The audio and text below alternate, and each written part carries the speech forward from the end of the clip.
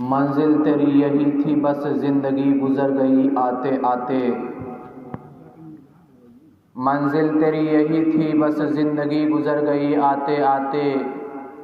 کیا ملا تجھے اس دنیا سے اپنوں نے ہی دفن کر دیا تجھے جاتے جاتے۔ آگاہ اپنی موت سے کوئی بشر نہیں، آگاہ اپنی موت سے کوئی بشر نہیں، سامان 100 برس کا ہے پل کی خبر نہیں، سامان 100 برس کا ہے پل کی خبر نہیں، عمر دراز مانگ کے لائی تھی 4 دن، عمر دراز مانگ کے لائی تھی 4 دن، 2 آرزو میں کٹ گئے 2 انتظار میں،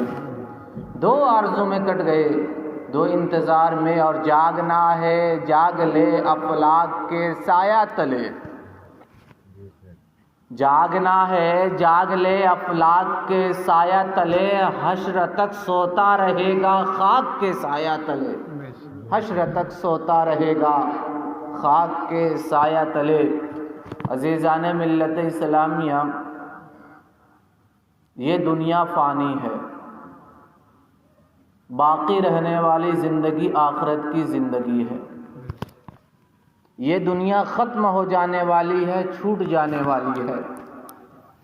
یہ آپ کو بھی پتہ ہے، ہمیں بھی پتہ ہے، سب کو پتہ ہے کہ اس دنیا کو چھوڑنا ہے، اور ہمارا جو آخری ٹھکانہ ہے، جو باقی رہنے والا ٹھکانہ ہے، ہماری موت کے بعد وہ آخرت کا ٹھکانہ ہے، اور یہ پتہ ہے کہ اس دنیا سے کوچ کر جانا ہے، یہ معلوم ہے اس دنیا کو چھوڑ دینا ہے، یہ سب کو علم ہے کہ اس دنیا سے جانا ہے، رکھتے سفر یہاں سے بات کر کے اپنی آخر منزل کی طرف رواں دوا ہو جانا ہے۔ تو جب ہم کو یہ پتہ ہے، جب ہم کو یہ معلوم ہے، جب ہم یہ جانتے ہیں کہ یہ دنیا ختم ہونے والی ہے، یہ دنیا چھوڑ کر کے جانا ہے، تو جہاں کے لیے جانا ہے، جہاں ہمیشہ رہنا ہے، جہاں کی زندگی باقی رہنے والی زندگی ہے، اس کے لیے تیاری ضروری ہے، اس کے لیے آگاہی ضروری ہے، اس کے لیے سامان تیار کرنا ضروری ہے۔ عزیزان ملت اسلامیہ، آقا کریم صلی اللہ تعالی علیہ وسلم حضرت عبداللہ جو حضرت عمر فاروق رضی اللہ تعالی عنہ کے صاحبزادے ہیں، حضرت عمر فاروق رضی اللہ تعالی عنہ کے صاحبزادے حضرت عبداللہ سے آقا کریم صلی اللہ تعالی علیہ وسلم نے ارشاد فرمایا کہ دنیا میں اس طریقے سے رہو جس طریقے سے مسافر رہتا ہے یا راہ چلتا آدمی۔ میرے آقا کریم صلی اللہ تعالی علیہ وسلم نے حضرت عبداللہ ابن عمر یعنی حضرت عمر خطاب رضی اللہ تعالی عنہ کے صاحبزادے سے جو یہ ارشاد فرمایا تھا، اس کا مطلب یہ تھا کہ جب مسافر سفر میں نکلتا ہے تو پورے سفر میں اجنبی ہوتا ہے، کوئی اس کا پہچاننے والا نہیں ہوتا ہے، کوئی اس کا اپنا اور جاننے والا نہیں ہوتا ہے، اور اسی طریقے سے جب راہ چلتا ہوا انسان ہوتا ہے تو اس کی نگاہ اپنے منزل پر ہوتی ہے، اور راستے کے نہ تو دائیں دیکھتا ہے نہ تو بائیں دیکھتا ہے، راستے کے تماشے میں، راستے کے فضولیات میں اپنے آپ کو برباد نہیں کرتا ہے، اپنے وقت کو صرف نہیں کرتا ہے، کیونکہ اسے معلوم ہے کہ اگر میں نے راستے میں رک کر کے اس کے تماشے میں مشغول ہو گیا تو میرا جو مقصود اصلی ہے، یعنی جو میں نے سفر کے لیے، جو میں نے راہ عبور کرنے کے لیے، راستہ چلنے کے لیے جن راستوں کا میں نے تعین کیا ہے، جن راستوں پر مجھے چلنا ہے، اس بھیڑ بھاڑ میں رہ کر کے میں اپنے منزل مقصود تک نہیں پہنچ پاؤں گا اور مجھے ناکامی حاصل ہوگی۔ تو اسی طریقے سے ایک مسلمان کو چاہیے کہ اس فانی دنیا میں بسنے اور بسانے کے لیے ایسا کام نہ کرے کہ اس کی زندگی میں پھنس جائے اور ایسے کاموں کو انجام نہ دے، ایسے تعلقات کو قائم نہ کرے جس کی بنیاد پر وہ اپنے مقصود اصلی کو بھول جائے۔ اور اس کا مقصود اصلی کیا ہے؟ قرآن کریم ارشاد فرماتا ہے وَمَا خَلَقْتُ الْجِنَّ وَالْإِنسَ إِلَّا لِيَعْبُدُونَ، کہ اللہ تعالیٰ فرماتا ہے کہ میں نے انسانوں اور جنوں کو عبادت کے لیے پیدا کیا ہے۔ عزیزان ملت اسلامیہ، اس دنیا میں انسان کو بھیجنے کا مقصد یہی ہے کہ وہ اللہ رب العزت کی عبادت کرے، اس کی اطاعت و فرمانبرداری کرے، اس کے فرامین پر چلے اور اس کا حکم مانے، اور یہی زندگی کی کامیابی ہے اور یہی مقصود اصلی بھی ہے۔ عزیزان گرامی، آقا کریم صلی اللہ تعالی علیہ وسلم نے ارشاد فرمایا، حدیث مبارکہ میں ہے کہ لذتوں کو توڑنے والی، لذتوں کو ختم کرنے والی موت کو کثرت سے یاد کیا کرو، اس لیے کہ جب موت کو یاد کرے گا، موت کو پیش نظر رکھے گا، تو ایسی صورت میں اسے اپنا مقصود اصلی یاد رہے گا، وہ اللہ کی عبادتیں بھی کرے گا، وہ اللہ کے حکم کو مانے گا بھی، گناہوں سے دور بھی رہے گا، اور اپنی آخرت کی زندگی میں ہمیشہ وہ غور و فکر کرتا رہے گا، اور اسے یہ معلوم ہوگا کہ یہ دنیا فانی دنیا ہے، باقی رہنے والی آخرت والی زندگی ہے۔ اسی لیے آقا کریم صلی اللہ تعالی علیہ وسلم نے ارشاد فرمایا کہ لذتوں کو توڑنے والی موت کو کثرت سے یاد کرو۔ عزیزان ملت اسلامیہ، موت تو ہر ایک کو آنی ہے، چاہے چھوٹا ہو، چاہے بڑا ہو، چاہے مرد ہو، چاہے عورتیں ہو، چاہے جوان ہو، چاہے بوڑھا ہو، چاہے کہیں کا رہنے والا ہو، کسی بھی جگہ کا رہنے والا ہو، چاہے وہ کوئی بھی فرد ہو، چاہے وہ کسی دھرم کا، چاہے وہ کسی سماج کا، چاہے وہ کسی مذہب کا ماننے والا ہو، ہر ایک کو موت آنی ہے۔ موت سے کسی کو چھٹکارا نہیں ہے۔ کل نفس ذائقۃ الموت، ہر نفس کو موت کا مزہ چکھنا ہے، ہر ذی روح کو موت کا مزہ چکھنا ہے۔ اور جب مسلمانوں کے وہاں کسی کا انتقال ہو جاتا ہے، کسی کی موت ہوتی ہے، تو اس کے نماز جنازے کا اعلان کیا جاتا ہے، پھر اس کے بعد اس کو کفنایا جاتا ہے، اسے غسل دیا جاتا ہے، کفن دینے کے بعد اس کی نماز جنازہ پڑھی جاتی ہے، اور اسے قبر میں لے جا کر کے دفن کر دیا جاتا ہے۔ شاعر کہتا ہے منزل تیری یہی تھی، بس زندگی گزر گئی آتے آتے، منزل تیری یہی تھی، یعنی قبر ہی ٹھکانا تھا، قبر میں ہی جانا تھا، قبر ہی مکان تھا، قبر ہی منزل تھی، منزل تیری یہی تھی، بس زندگی گزر گئی آتے آتے۔ کیا ملا تجھے اس دنیا سے؟ اپنوں نے ہی دفن کر دیا تجھے جاتے جاتے۔ ذرا جملوں پر غور کیجئے گا کہ اعلان کرنے والا، اعلان کرانے والا، خبر دینے والا، خبر پہنچانے والا، اور میت کو لے کر کے جانے والا، میت کو غسل دینے والا، میت کو کفن پہنانے والا، میت کے لیے نماز جنازہ پڑھنے کے لیے، نماز جنازہ پڑھانے کے لیے مقتدیوں کو اور امام کو تیار کرانے والا کوئی اور نہیں ہوتا ہے، بلکہ اپنے گھر کا فرد ہی ہوتا ہے۔ کبھی وہ باپ کی حیثیت سے ہوتا ہے، کبھی وہ بیٹے کی حیثیت سے ہوتا ہے، کبھی وہ بھائی کی حیثیت سے ہوتا ہے، کبھی وہ چچا کی حیثیت سے ہوتا ہے، کبھی وہ رشتہ دار کی حیثیت سے ہوتا ہے۔ ہر فرد سے لوگ اپنا رول ادا کرتے ہیں، اور یہی بتانے کی کوششیں کیا کرتے ہیں کہ منزل تیری یہی تھی، بس زندگی گزر گئی آتے آتے۔ کیا ملا تجھے اس دنیا سے؟ اپنوں نے ہی دفن کر دیا تجھے جاتے جاتے۔ اس لیے عزیزان ملت اسلامیہ، اس فانی دنیا کے چکر میں اپنی آخرت کو برباد نہ کیا جائے، اس فانی دنیا کے چکر میں اپنے بچوں کا اور اپنے خاندان کا بھوشیہ سنبھالنے کے لیے، اس کا مستقبل بنانے کے لیے ایسا کام نہ کیا جائے جس سے مقصود اصلی سے ہم پیچھے رہ جائیں۔ اور ہمارا مقصود اصلی کیا ہے؟ قرآن علی الاعلان فرما رہا ہے وَمَا خَلَقْتُ الْجِنَّ وَالْإِنسَ إِلَّا لِيَعْبُدُونَ، کہ انسانوں اور جنوں کو پیدا کیا گیا ہے صرف عبادت کے لیے۔ ہم اپنے معاشرے کا جائزہ لیتے ہیں، ہم اپنے سماج کا جائزہ لیتے ہیں، ہم اپنے ارد گرد کا جائزہ لیتے ہیں، ہم اپنے خود گھر کا جائزہ لیتے ہیں۔ ہمارے گھر میں اگر چند افراد ہیں تو آپ ذرا غور کیجئے کہ کتنے ان افراد میں ہیں جو قرآن کریم کی تلاوت کرتے ہیں، کتنے ان افراد میں ہیں جو نمازوں کو ادا کرتے ہیں، کتنے ان افراد میں ہیں جو اپنے ماں باپ کا کہنا مانتے ہوں، کتنے ان میں افراد میں ہیں جو نیکیوں کی طرف سبقت کرتے ہوں، نیکیوں کی طرف بڑھتے ہوں۔ عزیزان ملت اسلامیہ، کیا یہ سوچنے والی بات نہیں ہے کیا ہم نے موت کو ترک کر دیا؟ کیا ہم نے موت کو بھلا دیا؟ کیا اس فانی دنیا میں ہمیں ہمیشہ رہنا ہے؟ نہیں، یاد رکھیے گا، باقی رہنے والی زندگی آخرت کی زندگی ہے۔ آگاہ اپنی موت سے کوئی بشر نہیں، آگاہ اپنی موت سے کوئی بشر نہیں۔ سامان 100 برس کا ہے، پل کی خبر نہیں، اور عمر دراز مانگ کے لائی تھی 4 دن، 2 آرزو میں کٹ گئے 2 انتظار میں۔ جب تک یہ زندگی ہے ہم اللہ کی عبادت کر لیں، جب تک یہ زندگی ہے ہم خدا کو راضی کر لیں، رسول اللہ کے فرامین پر چل کر کے اپنی زندگیوں کو کامیاب بنا لیں، اس لیے کہ اس کے بعد ہمیں قبر میں لیٹنا ہے اور وہیں حشر تک ہمیں رہنا ہے، اور اس کے بعد نامہ اعمال حشر میں کھلیں گے۔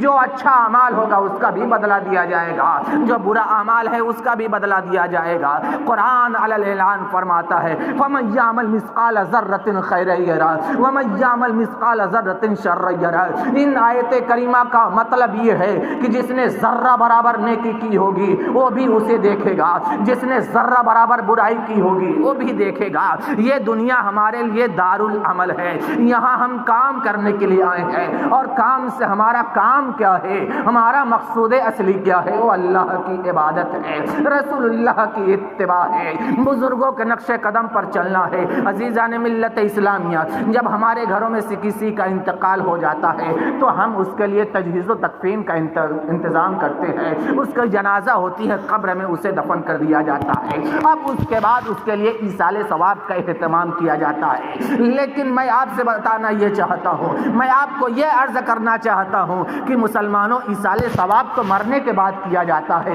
لیکن کچھ کام ایسے ہیں کہ اپنی زندگی میں بھی کر دیا جائے کہ اگر ہمارے گھر سے کوئی فرد ہمارے لیے ایصال ثواب نہ بھی کرے تو ہم اپنی زندگی میں ایسا کام کر چکے ہیں کہ اس کا ثواب ہمیں ملتا رہے۔ جب تک وہ چیز قائم رہے گی، جب تک چیز وہ باقی رہے گی، مرنے کے بعد بھی اور زندگی میں بھی اس کا ثواب اور نفع ملتا رہے گا۔ میرے آقا نے اس کی بھی نشاندہی کر دی ہے، اللہ کے حبیب صلی اللہ تعالی علیہ وسلم نے بھی اس کا پتہ دے دیا ہے، میرے آقا کریم صلی اللہ تعالی علیہ وسلم نے بتا دیا ہے کہ موت کے بعد سارے اعمال منقطع ہو جاتے ہیں، سارے اعمال ختم کر دیے جاتے ہیں، لیکن 3 عمل ایسا ہوتا ہے، 3 کام ایسا ہوتا ہے جو مرنے کے بعد بھی اس کا ثواب ہے، اس کام کرنے والے کو ملا کرتا ہے۔ پہلا کام تو یہ ہے کہ صدقہ جاریہ ہے، دوسرا کام جو ہے وہ ہے علم نافع، اور تیسرا کام جو ہے وہ اولاد صالح ہے۔ یہ 3 کام ایسے ہیں کہ اگر کسی نے اپنی زندگی میں ان تینوں کاموں کو کر دیا تو سونے پر سہاگا ہوگا، لیکن اگر تینوں کاموں کو نہیں کر سکا، 2 کام کو کر دیا، تب بھی اس کے لیے نفع ہے اور فائدہ ہے، اور اگر ان تینوں کاموں میں سے ایک کام ہی بھی انجام دے دیا تو اس کا ثواب اسے مرنے کے بعد ملے گا۔ صدقہ جاریہ کا مطلب کیا ہے؟ اللہ کی رضا کے لیے جو کچھ بھی اس کی راہ میں خرچ کر دیا جائے، چاہے چھوٹی سے چھوٹی رقم ہو، چاہے بڑی سے بڑی رقم ہو، جو بھی ہو، اللہ کی رضا کے لیے اگر خرچ کیا جائے اور وہ باقی رہتا ہے، اور وہ باقی رہنے کے ساتھ ساتھ لوگ اس سے نفع اٹھاتے ہیں اور اس کا سلسلہ جاری رہتا ہے تو اسے صدقہ جاریہ کہا جاتا ہے۔ مثلا کسی نے مسجد کو تعمیر کر دیا، مسجد کی عمارت میں اس نے پیسہ لگا دیا، مدرسے کے کسی کمرے کو اس نے بنوا دیا، مدرسے میں اس نے کچھ رقم عطا کر دی، اسی طریقے سے اگر اس نے رفاہی کام کر دیا، اپنے محلے میں، اپنے علاقے میں اگر کسی چیز کی نہایت سخت ضرورت تھی جس سے لوگ عوام اس سے فائدہ اٹھائے اور نیک نیتی سے اللہ کی رضا کے لیے اگر اس نے صرف کیا ہے، اس نے خرچ کیا ہے، تو جب تک وہ چیز باقی رہے گی اس کا شمار صدقہ جاریہ میں ہوگا، زندگی میں بھی اس کا نفع ملے گا، مرنے کے بعد بھی اسے نفع ملے گا۔ اس لیے ضروری ہے کہ اپنی زندگی میں ہی ہم کچھ ایسا کر جائیں کہ جس کا ثواب اور جس کا نفع ہمیں ملتا رہے۔ اور دوسری چیز کیا ہے؟ علم نافع۔ علم نافع دین کا علم ہے جس سے ہم اپنے ایمان کی حفاظت کر سکیں، جس سے ہم اپنی نمازوں کو فاسد ہونے سے بچا سکیں، جس سے ہم اپنی نمازوں کو غلط ہونے سے بچا سکیں۔ علم نافع کا مطلب یہ کہ ہمارے اوپر اگر زکوٰۃ واجب ہو رہی ہے تو زکوٰۃ ہم کو کس طریقے سے ادا کرنا ہے، ہماری زکوٰۃ کیسے صحیح ادا ہو سکتی ہے، ہمارے پاس اتنی دولت ہے، اتنا مال ہے کہ ہمارے اوپر حج فرض ہو رہا ہے تو ہم حج کس طریقے سے کریں گے، اور اس طریقے سے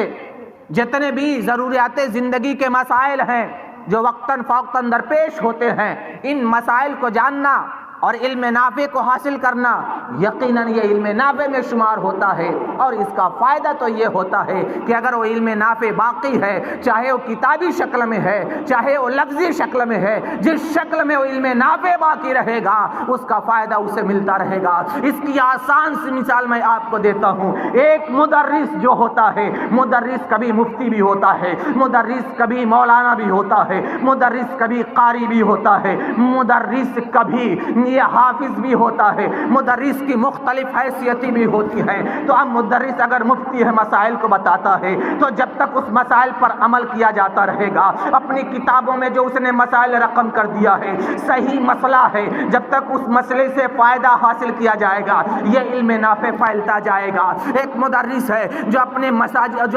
مدرسے میں کتابوں کو پڑھاتا ہے، درس و تدریس کی خدمات کو انجام دیتا ہے، تو اب جس کو اس نے پڑھایا ہے وہ پڑھ کر کے فارغ ہو گیا ہے، اب جس کو وہ پڑھائے گا، وہ جس کو پڑھائے گا، وہ جس کو پڑھائے گا، یہ سلسلہ تو چالو ہو گیا ہے۔ اور جب یہ سلسلہ چالو ہو گیا ہے تو اب جو استاذ تھا، پڑھانے والا تھا، اس کو ثواب تو ملتا ہی رہے گا، اس سے جس نے پڑھا ہے اس کو بھی ثواب ملے گا، اس سے جس نے پڑھا ہے اسے بھی ثواب ملے گا، اس سے جس نے پڑھا ہے اس کو بھی ثواب ملے گا۔ ان کے درمیان ثواب میں کمی نہیں ہوگی، بلکہ ہر ایک کو ثواب ملتا جائے گا، اور جو استاذ ہوگا اسے بھی اس کا برابر ثواب ملتا جائے گا۔ یہ ایسا علم نافع ہے جو باقی رہنے والا ہے۔ اسی لیے مسلمانوں، آپ نے دیکھا ہوگا کہ یہ بہت ذمہ داری کے ساتھ علماء، مفتیان کرام، حفاظان کرام اپنی ڈیوٹی کو انجام دیتے ہیں اور علم نافع کو لوگوں تک پہنچاتے ہیں اور اسے شائع اور ضائع کرتے ہیں اور اسے لوگوں کے درمیان پھیلاتے ہیں۔ عزیزان ملت اسلامیہ، اور اسی کے ساتھ ساتھ اولاد صالح ہونا بھی یہ ایسا نفع بخش کام ہے دنیا میں کہ اپنی اولاد کو اگر اچھی تربیت دے دی گئی، اسے اچھا ادب سکھا دیا گیا، تو اب جب تک وہ اولاد رہے گی، جہاں اپنے لیے نمازیں پڑھے گی وہاں پر اپنے ماں باپ کے لیے بھی نمازیں پڑھے گی، جہاں پر وہ اپنے لیے روزہ رکھے گی وہاں پر اپنے ماں باپ کے لیے بھی روزہ رکھے گی، جہاں پر وہ اپنے لیے خرچ کرے گی وہاں پر اپنے ماں باپ کے لیے بھی خرچ کرے گی، جہاں وہ اپنے لیے قرآن کریم کی تلاوت کرے گی اپنے ماں باپ کے لیے قرآن کریم کی تلاوت کرے گی، جہاں پر اپنے لیے کہیں پر صدقہ و خیرات کرے گی اس میں اپنے ماں باپ کی نیتوں کو بھی شامل کر لے گا۔ اس طریقے سے وہ نیک کاموں کو انجام دے گا، اپنے لیے اللہ کی بارگاہ میں دعائیں مانگے گا، اپنی مغفرت کی دعائیں مانگے گا، اپنے معافی کی دعائیں مانگے گا، تو اپنے والدین کے لیے بھی دعائیں مانگے گا۔ اور اس کے بعد عزیزان ملت اسلامیہ، اس کا نفع یہ ہوگا کہ وہ نیک صالح اولاد تو ہے ہی، اس کا فائدہ اس کے والدین کو بھی ملے گا، اسے بھی ثواب ملے گا، اس کے ماں باپ کو بھی ملے گا۔ تو زندگی میں ایسا کام کر جائیں جو باقی رہنے والی زندگی میں یعنی آخرت کی زندگی میں کام آئے۔ اس لیے میرے نوجوانوں، آپ کو سیکھنے کی ضرورت ہے، آپ کو عمل کرنے کی ضرورت ہے۔ سب سے زیادہ اس وقت ضرورت ہے تو ہمارے نوجوانوں کو مسجدوں تک جانے کی ضرورت ہے، ہمارے نوجوانوں کو سویرے اٹھ کر کے فجر کی نماز پڑھ کر کے قرآن کریم کی تلاوت کرنے کی ضرورت ہے۔ راتوں رات جاگ کر کے موبائلوں کو دیکھنا اور گیم کھیلنا اور اس سے اپنی نیندوں کو برباد کرنا اور اپنے موبائل کے ذریعے اپنی آنکھوں کو برباد کرنا، اپنے وقت کو ضائع کرنا، یہ دنیا میں نفع دینے والا نہیں ہے۔ یہ تو آنکھوں کو بھی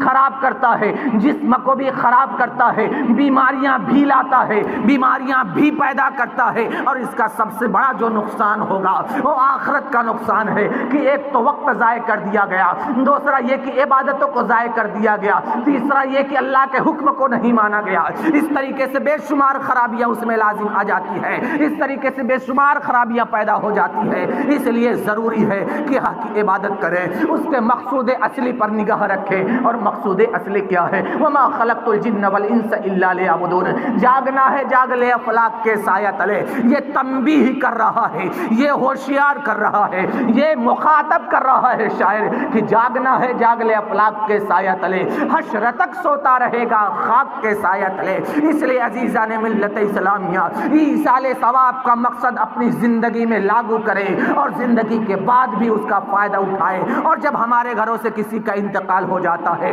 تو اب ہم اس کے لیے ایصال ثواب کا اہتمام کرتے ہیں. ہر ہفتے ہم اس کی قبرستان، اس کی قبر پر جاتے ہیں، کچھ قرآن کی آیتیں پڑھتے ہیں، کچھ قرآن کی سورتیں پڑھتے ہیں، درود پڑھتے ہیں، تسبیح و تحلیل کرتے ہیں، ہمیں جو بھی آتا ہے وہ پڑھتے ہیں اور اللہ کی بارگاہ میں دعا کرتے ہیں پروردگار عالم جو ہم نے پڑھا اس کا ثواب ہے اس مدفن میں، اس قبرستان میں جتنے لوگ ہیں سب کو عطا فرما، بالخصوص ہمارے گھر کے مرحومین کو عطا فرما. نام لے لے کر کے ذکر کیا جاتا ہے. یہ اتنا عظیم فائدہ ہے مسلمانوں کہ قبرستان جانے سے کئی فائدے حاصل ہوتے ہیں. پہلا فائدہ تو یہ حاصل ہوتا ہے کہ جب قبر کو دیکھا جاتا ہے تو ذہن میں یہ تصور آتا ہے کہ اسی طریقے سے ہمیں قبر میں لٹا دیا جائے گا، اسی طریقے سے ہمیں اس قبر کی تنہائی میں رہنا ہوگا، اسی طریقے سے ہمیں یہاں پر چھوڑ کر کے ہمارے گھر کے لوگ چلے جائیں گے. اور قبر کو دیکھنے کے بعد اس دنیا فانی کے بارے میں ہمیں تصور ہوتا ہے کہ یہ دنیا باقی رہنے والی دنیا نہیں ہے. اس سے ہمیں یہ سمجھ میں آتا ہے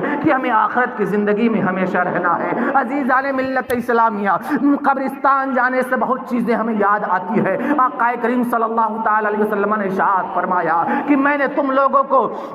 قبروں پر جانے سے منع کیا تھا، لیکن میں تمہیں کہتا ہوں کہ اب قبروں پر جاؤ، فزوروہا، تو قبروں پر جاؤ، اس لیے کہ تمہیں یہ آخرت کی یاد دلائے گی. اور آخرت کی یاد کیسے دلائے گی؟ اس کا طریقہ یہی ہے کہ قبر پر جانے کے بعد اپنی زندگی کے فانی ہونے کا یقین ہو جائے گا اور یہ پتا چلے گا کہ آخرت کی زندگی باقی رہنے والی زندگی ہے. ایک دن اسی میں ہمیں آنا ہوگا، ایک دن اسی میں ہمیں دفن کر دیا جائے گا. عزیزان ملت اسلامیہ، اللہ کے حبیب صلی اللہ تعالی علیہ وسلم نے فرمایا، میں آپ کو ایک نسخہ بتا دیتا ہوں کہ جب آپ قبرستان جمعہ کو جاتے ہیں یا کسی بھی دن جاتے ہیں تو آپ ایک کام ضرور کیجئے گا کہ جب آپ قبرستان جاتے ہیں اگر آپ کو قرآن کی جو صورت یاد ہے اسے پڑھ لیجئے،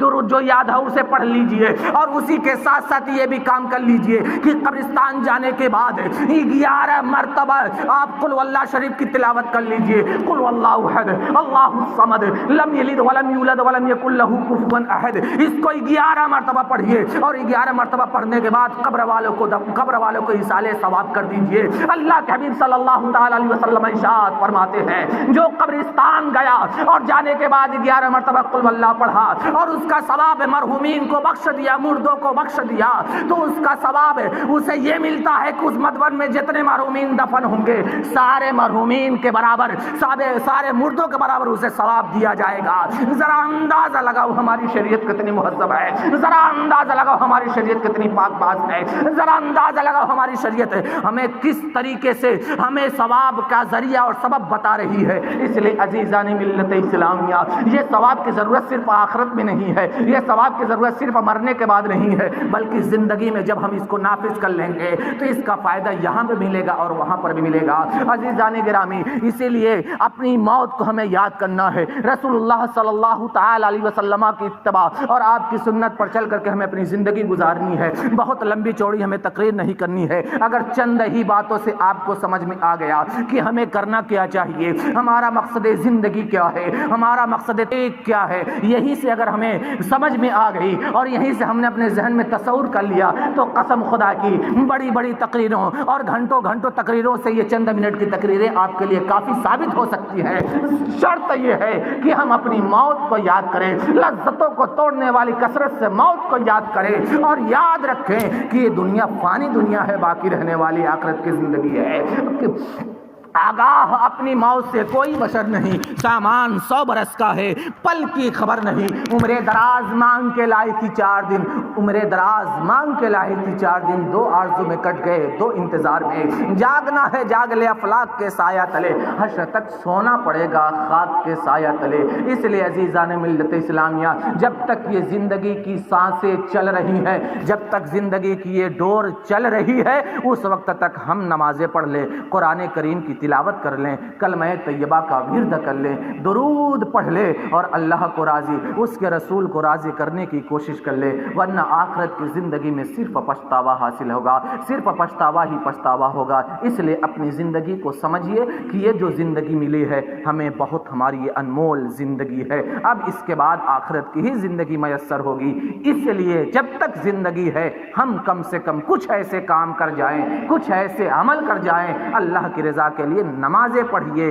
نمازیں بہت ضروری ہے. ایمان کے بعد سب سے پہلا جو فریضہ ہے وہ نماز ہے. نمازوں کو ترک نہیں ہونا چاہیے. اور اگر گھروں میں برکت چاہتے ہیں, اپنے رزق میں برکت چاہتے ہیں, تو اس کا ایک واحد اور آسان طریقہ یہی ہے کہ آپ کو کسی تعویذ والے کے وہاں جانے کی ضرورت نہیں ہے. بس ایک عادت ڈال لو, اور وہ عادت یہ ہے کہ آپ روزانہ کم سے کم ایک پارہ کی تلاوت اپنے گھروں میں انجام دے دو. دیکھو پھر وہی برکتیں اور پھر وہی رحمتیں لوٹ آئیں گی جو پہلے ہم کبھی اپنے بچپن میں دیکھا کرتے تھے کہ ہر گھر میں کمانے والا ایک آدمی ہوتا تھا, کھانے والا 10 ہوتا تھا. آج 10 کما رہے ہیں, ایک نہیں کھا پا رہا ہے. اگر ایسی برکتیں چاہیے تو ضروری ہے کہ اپنے گھر میں جو قرآن طاق پر رکھ دیا گیا ہے اس طاق کو نکالو اور اپنی زندگی کو کامیاب بنانے کے لیے اس کی تلاوت شروع کر دو. اس لیے کہ قرآن میں ساری چیزوں کا حکم ہے. ساری رحمتیں اور ساری برکتیں قرآن کے ذریعے انشاءاللہ حاصل ہو جائے گی. اس لیے کہ جس گھر میں قرآن کی تلاوت ہوتی ہے شیطان اس گھر کے قریب بھی نہیں آتا ہے. رب کی رحمتوں کا نزول ہوتا ہے, اس کی برکتیں آتی ہے. اللہ کی بارگاہ میں دعا ہے کہ کہنے سے زیادہ ہمیں سمجھنے کی توفیق عطا فرمائے, کہنے سے زیادہ عمل کرنے کی توفیق عطا فرمائے, اور آپ کو سننے سے زیادہ عمل کرنے کی توفیق عطا فرمائے. منزل تیری یہی تھی, بس زندگی گزر گئی آتے آتے. کیا ملا تجھے اس دنیا سے, اپنوں نے ہی دفن کر دیا تجھے جاتے جاتے. استغفر اللہ وما علینا الا البلاغ. السلام علیکم ورحمۃ اللہ وبرکاتہ.